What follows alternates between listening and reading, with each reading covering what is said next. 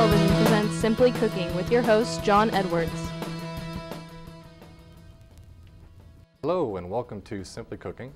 I am your host today, John Edwards, and today we're going to be working on a very simple banana pudding recipe. I actually love this recipe for a few reasons. First of all, it's very, very easy. There's no cooking involved, and it's very, very tasty. So let's get started.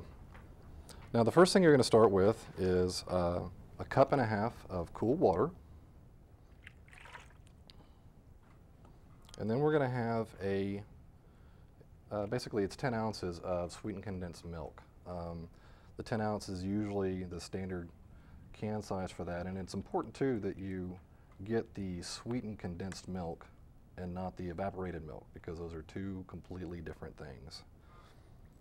Okay. All right, so I've got those in there now, and we're going to whisk this up.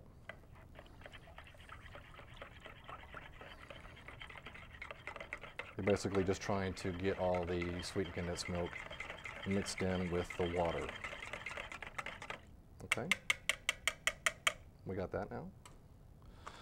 Now the next thing you're going to do is you're going to get a large box of the instant vanilla pudding mix. Now normally the sizes that you see are the small ones, so you want to make sure that when you're getting these that you actually get the larger size. So we're going to be adding this into our liquid. It all goes in, and once again we're going to whisk.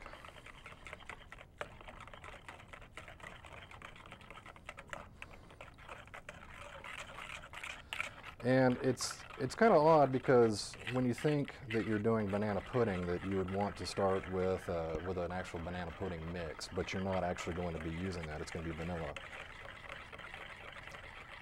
Because as it sets, the pudding is actually going to kind of take on the flavor of the bananas that you put in later. So you will end up with a yellow mix here, and it seems kind of liquidy right now. But we're going to add a few or another ingredient, and as the pudding mix kind of sits, it's actually going to thicken it up a bit. So once we get that mixed in, we're actually going to put in 1 8-ounce container of whipped topping.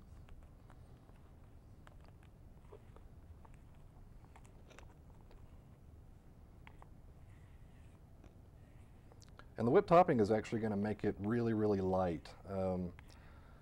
I've actually tried some other recipes for banana pudding before, and they tend to be very, very heavy and very, very rich, and that's another reason why I kind of like this one, because it doesn't kind of sit on your stomach, as you're trying to, after you eat some of it. So this will take kind of a minute to get in there.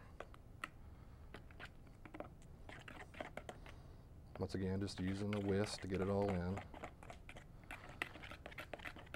And the whipped topping will kind of sit on top, so you want to kind of make sure that you get all the way down to the bottom of it. Because if it just stays to a white color, then you're not getting the pudding off of the bottom, so you want to make sure that you get that.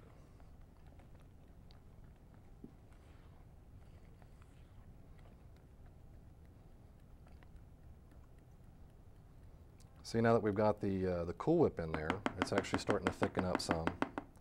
And as we start to work on putting it together, it will actually set up some. So it's getting pretty thick here. So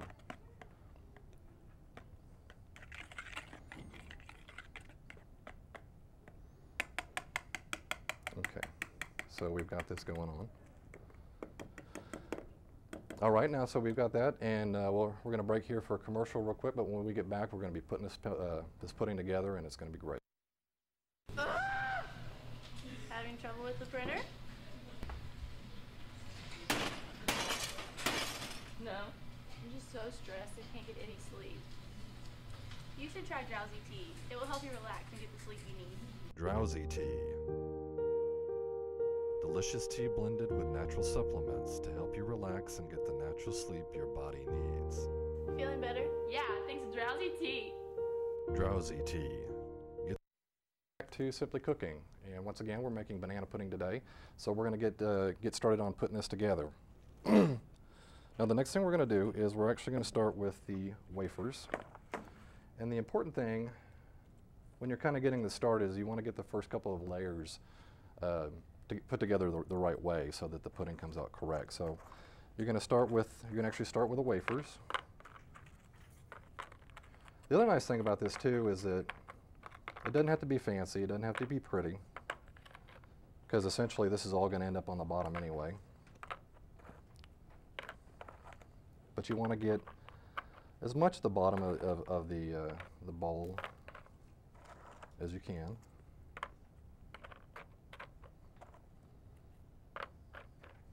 So that should be good. And the other thing that I'll do too is I'll actually kind of start going around the side of it too. You know, one of the reasons why people love banana pudding so much is because they love the wafers in it. So you gotta give them what they want.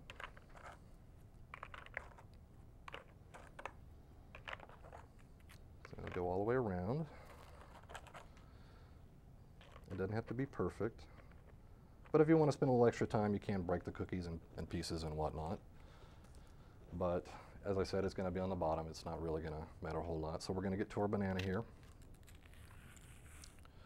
You want to make sure that depending on when you're going to make it, you don't want to really get these really green. You want to make sure that you get them pretty ripe. And we're going to start just putting some bananas here in the bottom. We're going to straighten those out here in just a minute. Okay. So make sure that you got clean hands, which I do. And you want to kind of layer this around. The other thing that you want to keep in mind too is that as you're kind of putting this around, you do want a good layer of them, but you don't want them packed in too tight because you're actually going to want to get the pudding mixture in between all the bananas and whatnot. So we've got our layer of bananas here. And it doesn't seem like much, but it actually goes quite a long way. So then we're going to get our mix here and pour it in.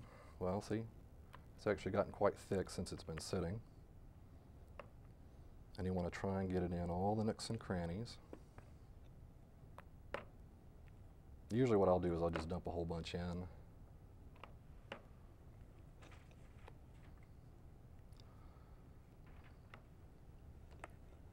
And then kind of shake it in.